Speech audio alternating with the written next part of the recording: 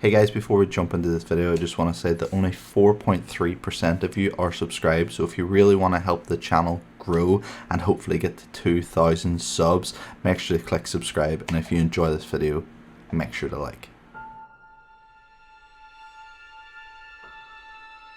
Hey guys, and welcome back to the channel. So hopefully most of you have been able to play the Cold War Alpha, and for you guys that didn't, don't worry, it's not too long until the beta comes out. So yeah, I've been really enjoying it and I've been playing it quite a bit, and I've been testing the weapons, and I have loads of videos planned to be released in between now and the beta essentially. So this one I actually wanted to get out sooner so you could all try these in the beta, as well as give the Xbox and PC guys who are missing out just a bit of an idea of some of the best weapons. So yeah, this is my top 5 weapons so far in the alpha. I played with every weapon in the game, and yeah, let's get straight into it with the first gun, which is the Krig 6. So I'll pretty much say that the classes are identical except for the secondary in one class. So yeah, the Krig 6 is kind of like it's an assault rifle. It's not the fastest firing, but it packs a punch. If I jump into gunsmith here, you will actually see what I'm running on it. And yeah,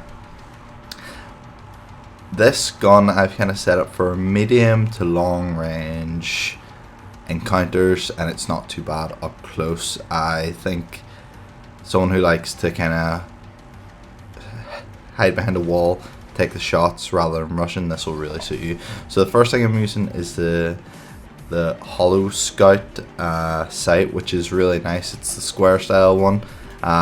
With that I'm using the muzzle brake 5.56. No different barrel because the range is perfect on it already. The foregrip, which will help reduce some recoil along with the muzzle. No body, or well, just lasers in the alpha. The stock is the sprint pad, and it's just to help the sprint out speed. So the gun, it's still not the quickest movement wise, but this does help a lot. We're still using the standard magazine, which you can see here. It says down there that it's 30 rounds, and to be honest it seems completely fine. Then the quick draw handle, which does what it says on the tin, gives you a little bit more aiming speed. I run the Sigma along with that, and yeah, that's the Krig 6 coming in at number 5. Then coming in at number 4 is the Type 63, and wow, this thing is sick. And there you can see that I'm using the Gallo SA12 as a secondary, purely because up close the Type 63 isn't the best. But yeah, this is still about that gun. So again, I'm using the Hollow Scout scope because I think it's a good sight for kind of, it's not too zoomed in, and you can still use it for the long range encounters. You actually can feel free to put the 3 times on this, the axial arms. It's fine if you want a bit more range, but this Hollow Scout one is really good. The other one is the muzzle. So I'm using the muzzle brake just as a bit of like a recoil compensator, and you'll kind of see why in this setup. It's purely long range, very little recoil. You can just try and like, there's 2 ways you can use the gun. You can spray shoot as quick as you can at the person, maybe you'll miss the odd shot but you're putting out loads of rounds, or you can take your time. This thing will 2-hit headshot if you get your shots right. Next is the barrel, so it's literally just the rapid fire one. I thought the 11% rapid or fire rate increase was better than the vehicle damage. It's not huge, and then I didn't want to affect the damage range with that one. So yeah, that's why I choose that. The next one is the underbarrel, which is the foregrip, so horizontal recoil control. Body, we're not putting on any lasers, we don't care about up close. Then is the tactical stock, which is the aim movement speed. It's up to you whether you want to use the stock. There's also nothing wrong with going for a grip or a bigger mag. Honestly, either of any attachment along with the first 4 I think is completely fine. But this gun, it's one of my personal favorites, but I can only rate it as the 4th best in the game because the next 3 are really good. Coming in at number 3 is the AK47 Hopefully this isn't controversial, because I know this is probably top tier for a lot of people who've played the beta, and it is really good. So yeah, no optic, I run as iron sights. Then we have the muzzle brake for the recoil control. No barrel on this one. I think the standard barrel is fine. Underbarrel, we're going for the foregrip again for recoil control. No laser sight. I think the hipfire is fine, and how quick this thing aims down sight for the close to medium range encounters, it's perfect. The tactical stock, this aiming move speed, so it's kind of it's a bit confusing in this game. So there's aim speed, which is how quick you aim down sight, and then there's aim move speed, which is how quick you can actually like strafe while aiming down sights. Then I go for a 40 round magazine. The reload's not too slow, and plus 40 round mags are quite nice. Then we go for the aim speed again with the mic force grip. So this is kind of like for close medium range, you'll pull it up really quick. It's really nice. If you can live with 30 round mag, then feel free to actually go with the laser sight, but it's completely up to you. I recommend the 40 round mag. So again, you can see I have the launcher on here.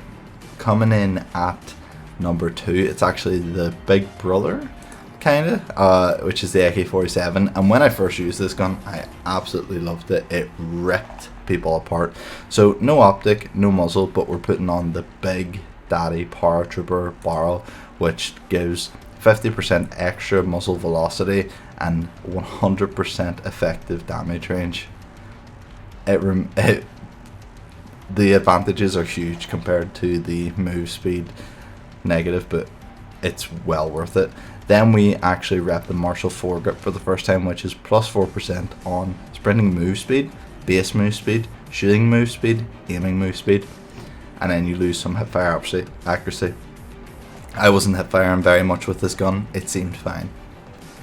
We're not using a laser sight again with this. Then we're using the tactical stock, which is giving us a bit more aim move speed back, so you can kind of see we're compensating for the barrel with the setup we're doing. Then we're going for a 40 round mag. To be honest, you can use any of the mags, it's completely up to yourself, but again, I like the bigger magazines. Then the handle, which is the mic force rear grip, which gives us a bit more aiming speed with a little less sprint out speed. So this gun, whenever you're running about, you will feel slower. You'll feel like you're using like an RPK, which is just slowing you down a bit more. It's a bit heavier, but the aiming, the everything about it, it's good short, medium and long, to be completely honest. It's still a bit recoily, but it's really good. And yeah, before we actually look at what I have here as number 1, what are you enjoying in the beta if you've got to play it? A few guns I've really enjoyed other than my top 5 is the Spaz 12, or the Gallo SA12 as it's called. The snipers are amazing, and the pistols are really cool, but I'm not very good with them. But yeah, they're like kind of honorable mentions.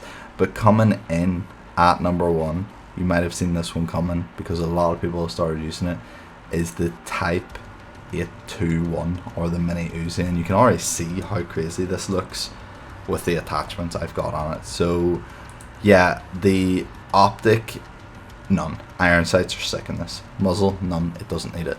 Next thing, we go for the 9.2 inch paratrooper. So 100% muzzle velocity, 100% effective damage range, and minus 20 aim movement speed, which is fine. Underbarrel foregrip, which gives us some horizontal recoil control. Then the body, we actually whack on the SWAT 5mW laser sight, which gives us huge hip accuracy, hipfire accuracy with a little less aim speed. Then the stock, which is tactical stock, which gives us back some aim and move speed, so there's where we can move around while aiming. Then the magazine is the 45 round, which just gives us huge ammo capacity. So yeah, the only drawback compared to the actual base gun in this is the aim speed, but trust me, this thing still aims down sight so quick. To be honest, I think this could be, well, obviously I think it could be the best gun in the beta because of my video, but give this a go while you can. If you're watching this video and the alpha is over, try these in the beta. I'll be bringing out videos for some builds for everyone to try whenever the beta actually does come out. Obviously there'll be a lot more guns and stuff by the time that comes out, but yeah, this has been my top 5 guns in the Cold War alpha. Hopefully you enjoyed it. If you did, make sure to like and please subscribe, because we're on our way to 2,000 subscribers and it would be sick if we could reach it by the end of the year.